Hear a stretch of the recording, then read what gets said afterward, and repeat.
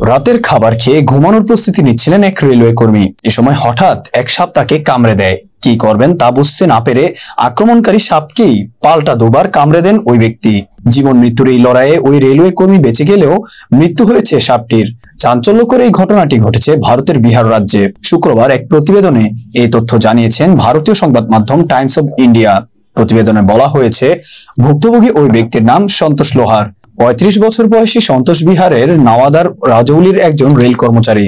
রাতে খাবার খাওয়ার পর ঘুমানোর সময় তাকে একটি সাপ কামড়ে দেয়।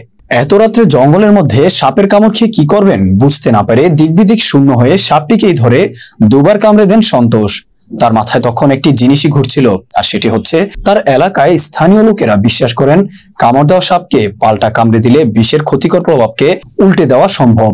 অলৌকিকভাবে লোহার এই অগ্নি পরীক্ষায় বেঁচে যান। পরে সহকর্মীরা তাকে দ্রুত রাজৌলি মহকুমা হাসপাতালে নিয়ে যান এবং সেখানে ডাক্তার সতীশ চন্দ্র সিনহা তাকে দ্রুত চিকিৎসা সেবা দেন। হাসপাতালে নেওয়ার পর দ্রুতই চিকিৎসায় সাড়া দেন সন্তোষ। শারীরিক অবস্থা স্থিতিশীল বুঝে পরের দিন সকালেই চিকিৎসকরা ছেড়ে দেন ওই রেলওয়ে কর্মীকে।